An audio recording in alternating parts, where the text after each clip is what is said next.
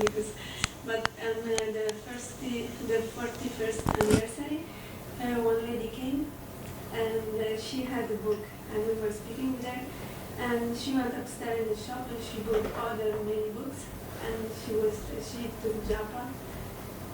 Sorry.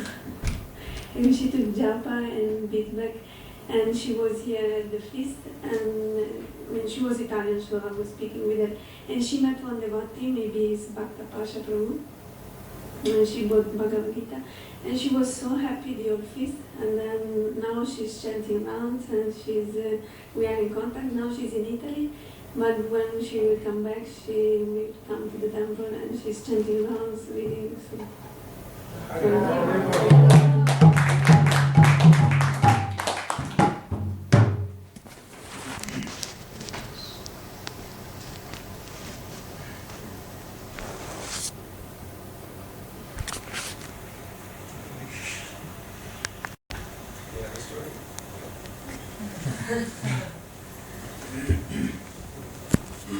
I'll just share one thing that on Gita Jayanti Day, you probably know that we managed somehow, by Krishna's mercy, to do quite a big score and sponsor a lot of Bhagavad Gitas.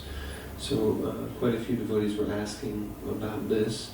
So I just wanted to share how we managed to, first of all, mainly inspire people to sponsor the Gitas. And that was because Bhakta Ajay, a couple of weeks ago, I encouraged him to start phoning around to local hotels to ask them if they would be willing to take Gitas that were paid for, already sponsored, and place them in their rooms in the sort of desks or tables next to the beds, in the same way that if you've ever been to a hotel, you know they have these Gideon Bibles that are in all the hotel rooms. So he started doing that just with the hotels within sort of a 1 mile radius of Soho Street. And there was probably something in the region of 25 or 30. And so many of them said no, they wouldn't take. But there were 3, in the end, three that wanted to take. And that tallied up to somewhere around 400 Bhagavad Gitas that they were willing to take, because they were big hotels. Actually, they were Radisson hotels. If you've heard of Radisson, then they're in Leicester Square. There's one called Hampshire and one called the Edwardian. And they took 195 Gitas, and then one over here in Bloomsbury, which took 200 Gitas. So that means, and the one lady that we delivered them to, first I want to say that Ajay Prabhu was, of course this is kind of, he didn't know what to do, and he was saying, how do I do it? And I said, just chant Hare Krishna, pray to Krishna. You know, he will reveal. That's when Prabhupada instructed one of his disciples to start BTG. He said, Prabhupada, I've never done this before, what do I do? He said, just pray to Krishna, he'll reveal everything. So I thought, well, good advice. Just pick up the phone and start saying, and you learn very quickly, which he did. And he developed really nice relationships with a couple of these people, and when we went in to finally see them and deliver the books, they were very friendly, they were happy to meet him. And this one lady, I think her name's Alina, she's the sort of guest master, or person who takes care of the rooms in the hotel on Leicester Square, and she was so happy to get the books, and so she thought it was such a great idea. And we said, well, some of your other hotels said that they couldn't take them because they had to speak to central office, and she said, oh, that's just whatever, you know. She said, don't worry, I'll take the books, and I'll try to speak to central office and convince them. So we called her back later, and she said, I'm really busy now, but I want you to know I already gave out about 4 or 5 of the books just in reception to guests as they were leaving the hotel. And she said, and I'm really busy now till Christmas, but in the new year, I want to work with you to approach the head office of Radisson, which has hotels all over the UK, like huge hotels. And she said, and try to convince them that we should put these books in every hotel room in all of Radisson hotels across the UK. So that's quite amazing. And also when people, like last few years, I've encouraged people to try to sponsor some Gitas, just so I could give them out to the local businesses. And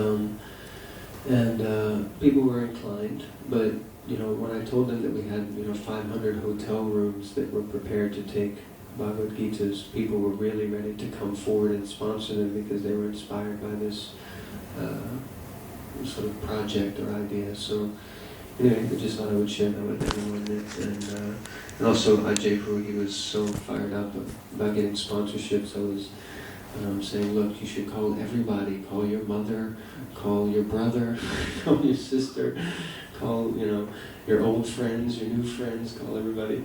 And he wound up contacting so many people that he knew, and they all became inspired. And from that, like one person in Southampton, a friend of the family, he sponsored 30 Gitas, and he said, look, call my brother and get him to do it. So he called his brother, and he was haggling with his brother, saying, oh, you got to match your brother, so you have to give the same amount. So he also gave 150 last report to sponsor 30 Gitas. And they said, look, if you'd let us know in advance, we could have got loads more. Why don't you come down here and do a program, and then we'll get loads of people to sponsor Gitas for us.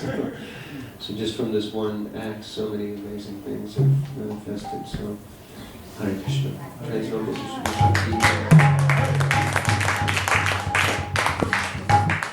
you gotta be tell this story. This story of these two people. They didn't want to take a book, but later on they took. Just only here, in the temple. Yes, sir. Could you say?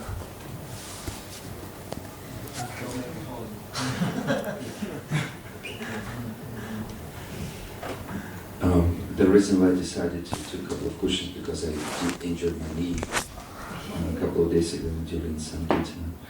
And as usual, there have been so many stories, and we haven't had a chance to tell anybody anything within 2 weeks. But I'll just briefly say a couple of things which came to my mind recently.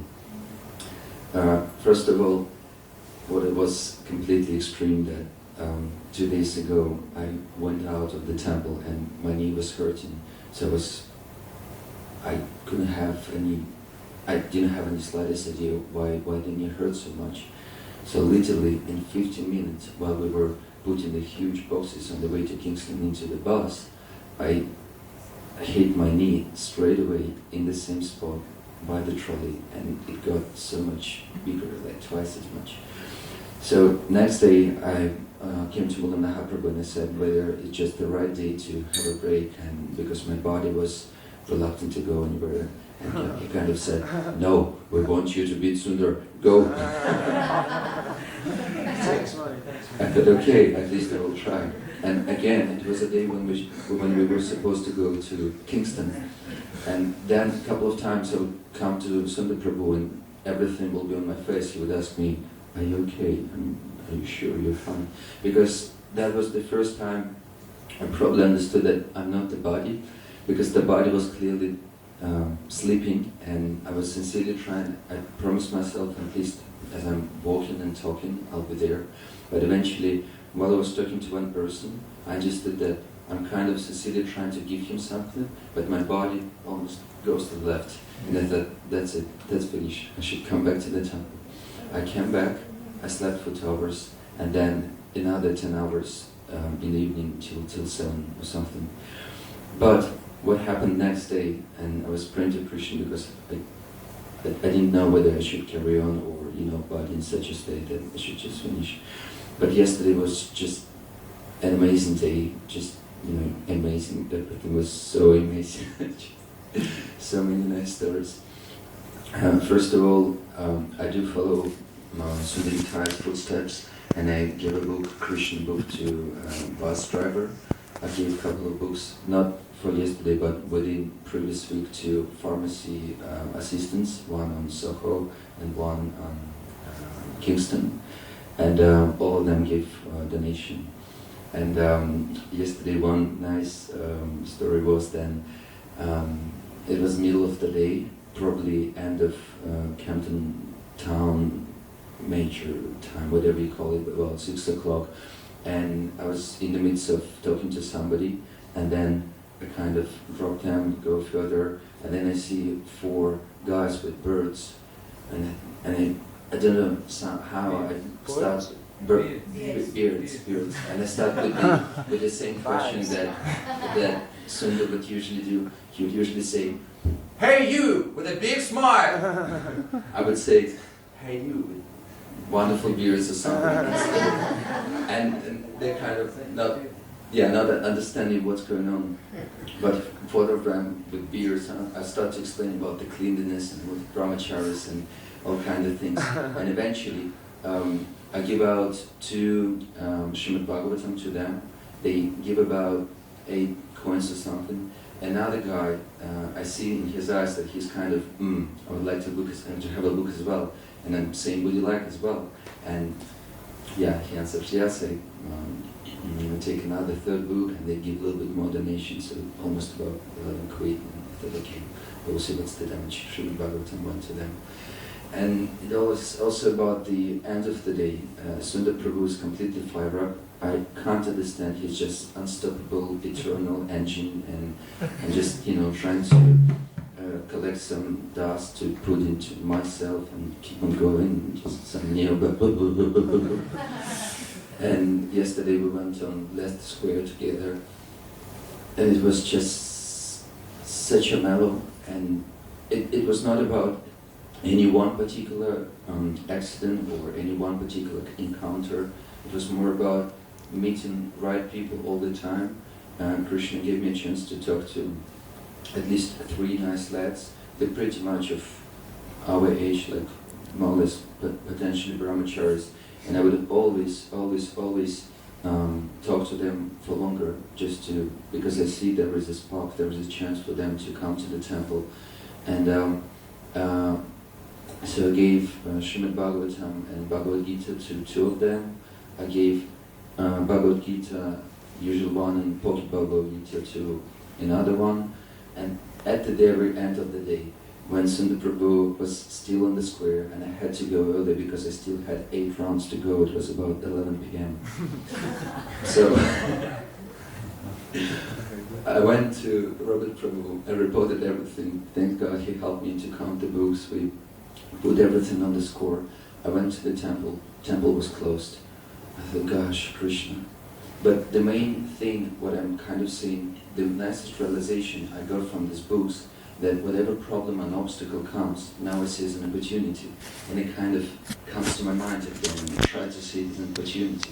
So right near the door, between the office and the nightclub, stands a guy, just, normal guy. But he's been there for another 10 or 15 minutes definitely. So I think, there's a chance. I have a Pocket Bhagavad Gita again in my backpack. So I start to talk to him, saying about my pastimes and how I started with looking for higher taste and came to temple at the end of the day. He got really fascinated. He took Bhagavad Gita, gave me a little bit of donation. What was funny, he was checking the Bhagavad Gita. There is no, whatever I could have hide it there, pistol, marijuana, because he was going to the club and he just wanted to make sure, nighttime, that kind of mood is there. But he did take the Bhagavad Gita, and he took my number, promised to call, and hopefully we'll see each other again here. Yeah, I mean, there are so many, and every time trying to remember them, it's just so much ecstasy. But the whole reason why I decided to talk to you, I was sleeping upstairs, and then I just hear that stories just about to come, and there is also a chance to ask for your blessings, which I believe my last hope to carry on and somehow try to get out every day on books. So please, if you can say Haribol, at least inally or whatever you call it, please do. Please. Haribol!